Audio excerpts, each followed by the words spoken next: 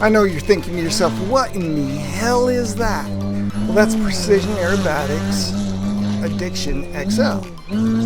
And I got a comment the other day. Somebody was asking about an addiction, asked me if I'd ever flown one. Turns out I had one. So I'm going to talk about it a little bit here. Just kind of give you an idea of what I saw. This is the second time I've flown this plane. And it flies really nice. It's super fluffy. It has some really good high alpha manners. Just a side note, I'm not a sponsored pilot. If I were, my plane wouldn't look like this. So if you will, hit that like and share button. Comment below, because without you, I'm playing with myself. So you can see here at the first of this flight, again, it's the second time I've ever flown the plane. I really had no idea. I was playing with the expos and stuff.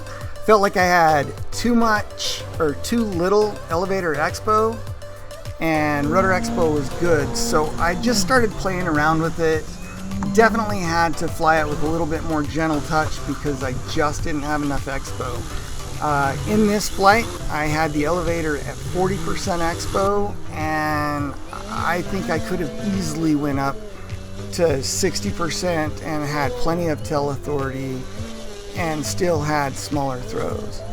The plane itself, it's a hoot. Back when I first started flying, we had planes called fun flies, and this plane really fits in that fun fly category. They're just a good time. They're a happy plane that likes to be in the air, and that's not a bad thing. It's good for learning. Alright, so I'm also going to keep it real here. You know, this plane weighs under 4 pounds without batteries, and so it is brittle. It's going to be, but to get to this level, you've got to sacrifice something. Because the plane is so large and so light, it's fun. It is a really good time at ultralight wing loading. And so you just start building confidence immediately. I mean, this is truly the second time I've flown this plane, and I start doing low and slow with it. It took me a little bit to get used to the throttle. It took me a little bit to get used to the controls, and I'll dial them in to fit me, but I'm having a blast with this plane. I'm not fighting it. I'm enjoying the fact that I can just putter around at a snail's pace, and the plane just wants to stay airborne. It is an easy plane to fly slow 3D with. If you don't know what you're doing, it's easy to crash a 3D plane. But here's where I think this plane has a winning recipe. The plane itself is very big and it has a light wing loading.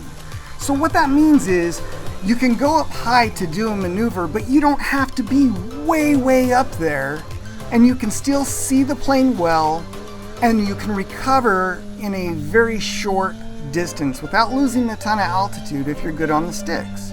Here's a little bit of what I'm talking about though. So I'll go up and I'll do this waterfall, and I'm not blowing it clear out of the sky. I just go up a little bit, and when I flip it over, watch, boom.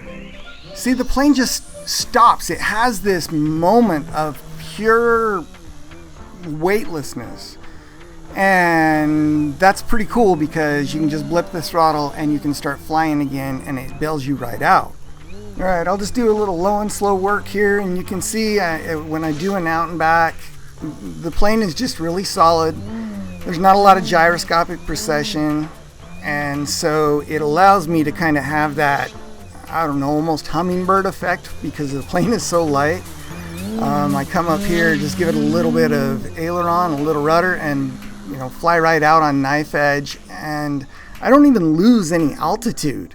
It's just solid and okay.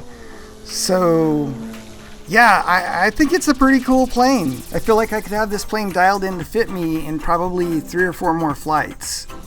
Alright, so with this flight, I moved the CG slightly forward and I put a 16.7 on instead of the 16.6. And the plane behaves completely different. Not worse, not better, just different. Because I have to change the way that I fly to fit this plane.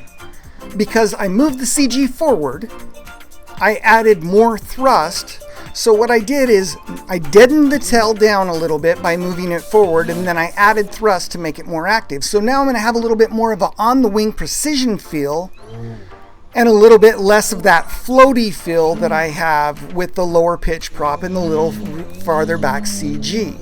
So it depends on your flying style. This thing flies fantastic with the 16.7 on it. It's lively and it's fun, and it's just kind of got a little bit of boogie to it, which is cool. It's a very different plane. I wouldn't want to try to learn low and slow with the 16.7 on it. I feel like with the 16.7, it's a little bit too jumpy for me. The next time I take this plane out, I'll probably add a little bit of elevator expo, take it up to 60%, and then I'll keep this same prop, but I'll add a little bit of a throttle curve to it because I'm having fun with this higher speed 3D. It's pretty cool. The rolling Harriers are a lot easier with the little bit more forward CG prop, more forward CG and the more thrust. It makes the plane a little bit more comfortable when you're rolling it because there's more air going across the tail. As light as this plane is, there's no question it has got to be a fair weather plane. I don't think this would be a lot of fun on a super windy day, or when it's really gusty. I would be apprehensive about having it down low. But this plane is an investment. It's a really nice plane, and it has and serves a specific purpose. So that's not the time when you take it out. Take it out when you can enjoy it. Take it out when you can learn from it, and it can give back to you, and you can have a great time. You know, it's good for some people, and for other people, I wouldn't recommend it. If you can't keep a plane in the air, if you are struggling with doing simple stuff, I wouldn't buy it. If you're aspiring to be a 3D pilot and you started to gain some skills and you're willing to put in the time and the effort, then this might be a decent plane to work with. Just be careful. Don't crash it, and you'll be solid. Till next time, please like, share, subscribe, and happy landings.